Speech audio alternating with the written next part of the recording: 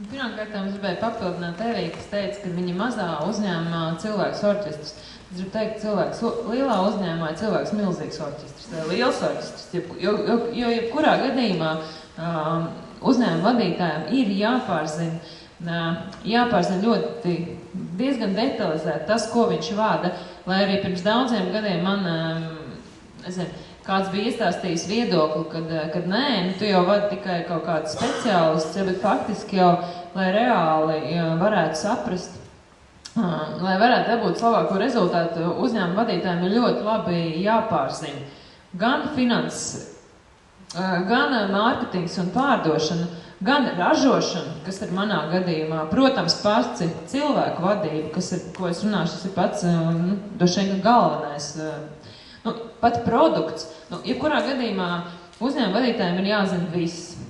Un, protams, ka es arī to neieguvu uzreiz, kā sāku vadīt uzņēmumu, tā es visu ļoti labi zināju, jo reālā situācijā ir tā, ka tu sāc vadīt uzņēmumu, tu jau ļoti daudz ko nezini.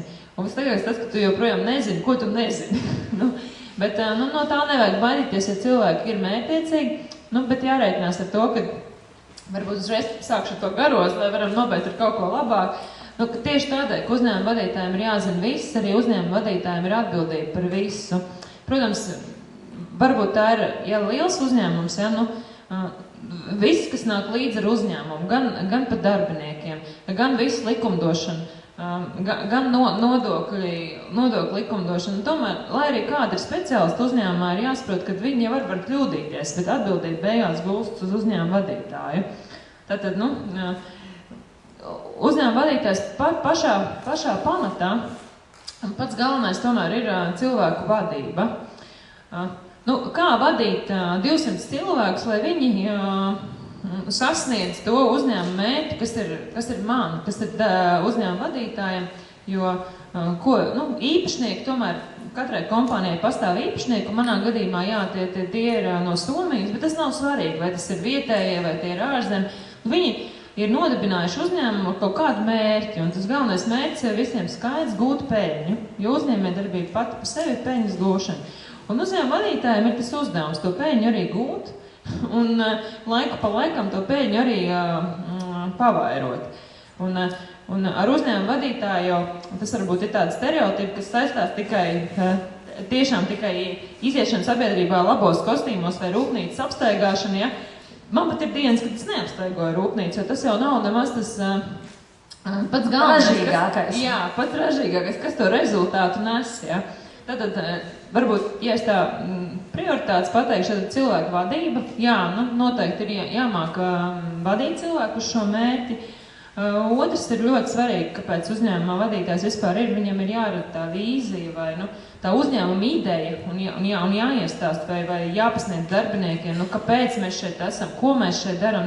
It kā jau visi saprot, ko daram, ražojam alu, bet ir jābūt kaut kādai tādai, kādas ir vērtības un tādas lielākas lietas nāk no uzņēmuma vadītāja. Es šobrīd runāju tieši tāpēc, ka tas liela uzņēmuma vadītājs, varbūt mazos uzņēmumos kaut kas no tā nav, bet idejiski jau būtu, lai viss. Tāpatās ir svarīgi, ļoti liela, par cik mūsu uzņēmums ļoti inovatīvs, mēs ļoti daudz strādājam tieši mārketingā, un arī es ar savu, arī ciparu galvu, tā varētu teikt, es kļūstu radošāk, un man vienkārši ir jāpiedalās to lēmumu pieņemšanā, kā pēc iespējas labākus produktus radīt, lai pēc iespējas vairāk palielinātu to pārdošanu. Tātad no mārketinga arī uzņēmuma vadītājiem būs jāsaprot jebkurā gadījumā, lai arī kāda profila uzņēmums tas ir, jo nav jau māksla saražot, māksla ir pārdot. Tātad, tas vienalga, tu esi ciparu galva vai radošais, beigās tas viss ir jāsaprot. Finanses, par cik man ir vienkārši labi, es viņas zinu, es esmu bijis ar finanses pieredzi, jo ļoti daudzos uzņēmumos uzņēmuma vadītāji vienkārši uzticās grāmatvežiem bet tomēr man ir vieglāk, jo es varu to pārzināt. Kāds tas ideālais gadījums, es nezinu. Noteikti uzņēmuma vadītājiem kaut ko sarēķināt vajag mācēt. Tas ir pats par sevi.